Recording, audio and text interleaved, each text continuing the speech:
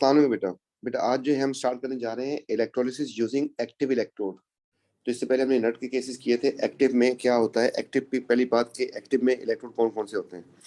तो वहां पर था हमारे पास ग्रेफाइट एंड प्लाटिनम। तो यहाँ पर आ जाएगा हमारे पास all metals except platinum. Platinum के अलावा सारे के सारे मेटल्स क्या होंगे, वो एक्टिव होंगे। तो यहाँ पे क्या होगा, कौन सा कैटाइन कौन सा एनायन डिस्चार्ज होगा। तो यहाँ पर कैटाइन का मामला तो सेम है, तो यही हो जाएगा कि लोअर इन रिएक्टिविटी सीरीज या फिर लेस रिएक्टिव। जो कैटाइन होगा वो डिस्चार्ज होगा। जबकि यहाँ पर क्या होगा, यहाँ पर एक की पॉइंट है कि नो एनाइन डिस्चार्ज, एनाइन एक भी डिस्चार्ज नहीं होगा, नो एनाइन डिस्चार्ज।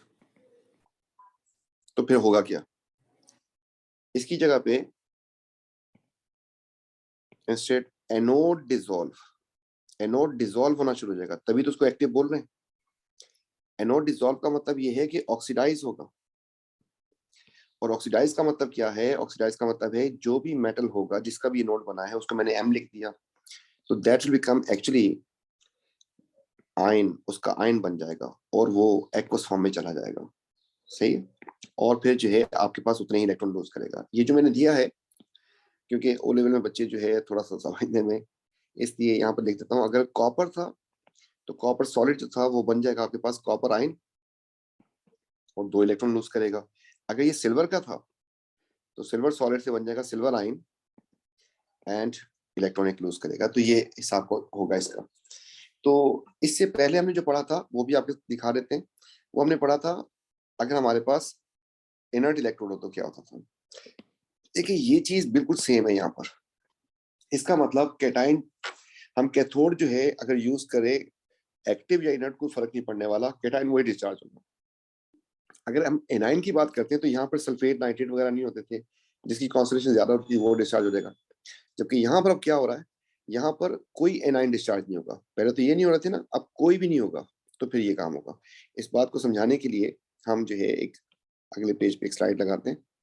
तो यहाँ पर अगर मैं एक इलेक्ट्रोड बनाते हैं जल्दी जल्दी से, सेल बना दिया हमने और इसमें जो है हमने प्लेट लगा दी ये, और सिमिलरली इसको कॉपी कर लेते हैं जल्दी जल्दी से और इधर पेस्ट कर देते हैं और जो है फिर इसको वायर से कनेक्ट कर देते हैं।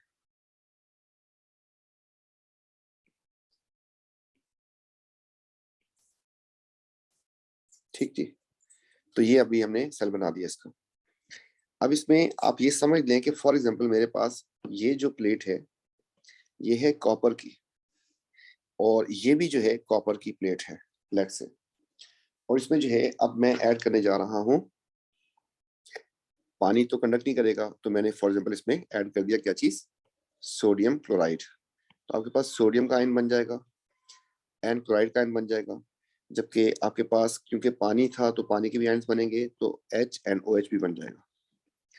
अब इसमें से जो नेगेटिव प्लेट है ना, नेगेटिव प्लेट कौन सी वाली बन रही है, जो छोटा टर्मिनल है आपके पास, ये वाली प्लेट, और ये वाली बन गई पॉजिटिव प्लेट। ये आपका हो गया कैथोड, जबकि ये आपके पास हो गया एनोड।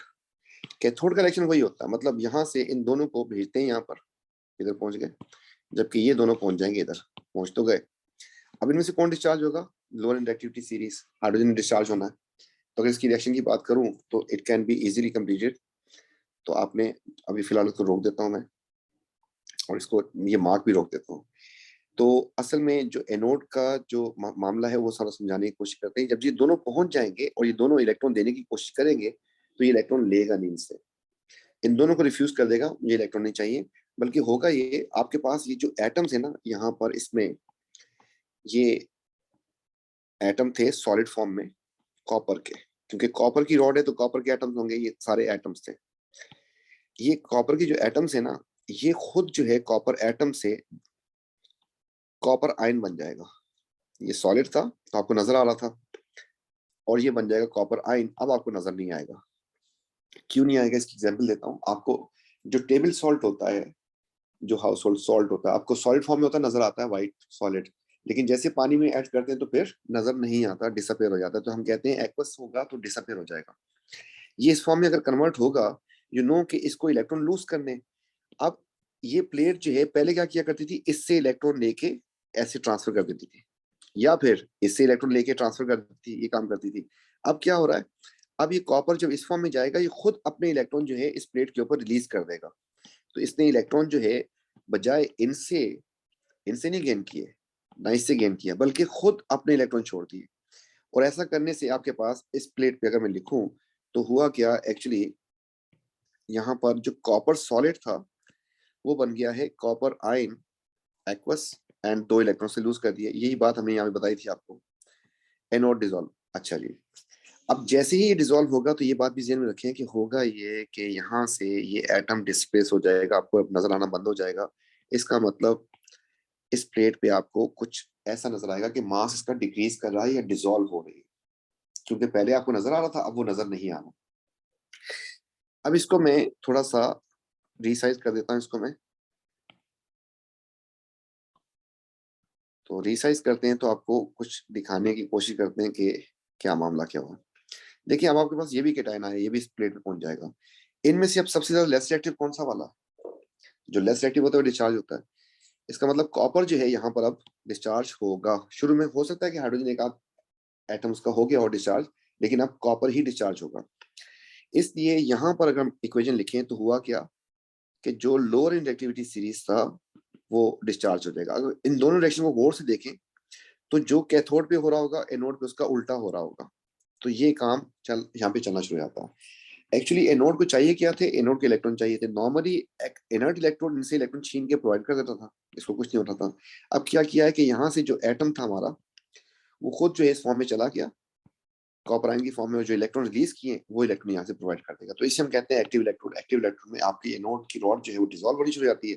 और सिमिलरली अगर ये मेटल जाके वहां पे डिपॉजिट होता है, तो अगर ये डिसॉल्व हो जा इस पे जाके डिपॉजिट हो जाएगा आपके पास, तो यहाँ पर इसका मास जो है इंक्रीज होना भी शुरू हो जाएगा। ये भी आपके सामने एक ऑब्जर्वेशन है। तो इंशाल्लाह फिर इसमें 2 एप्लीकेशन है हमारे पास, और वो एप्लीकेशन है हमारे पास कि प्योरिफिकेशन ऑफ कॉपर इसी की बेस पे करते हैं, एंड इलेक्ट्रोप्लेटिंग इसी की बेस पे करते हैं। तो इंशाल्लाह उसमें फिर हम नेक्स्ट वीडियो में जो है हम इलेक्ट्रोप्लेटिंग भी बताएंगे आपको, एंड प्योरिफिकेशन ऑफ कॉपर जो है वो भी बताएंगे। मतलब जहाँ पर हमारे पास जो है कि अगर एक्टिव इलेक्ट्रोड यूज कर लिया आपने, तो आपका जो मेन चीज जो डिफरेंस आएगा वो ये है कि एनोड जो है आपका डिसॉल्व होना शुरू हो जाएगा। ठीक है, थैंक यू बेटा, अल्लाह हाफिज।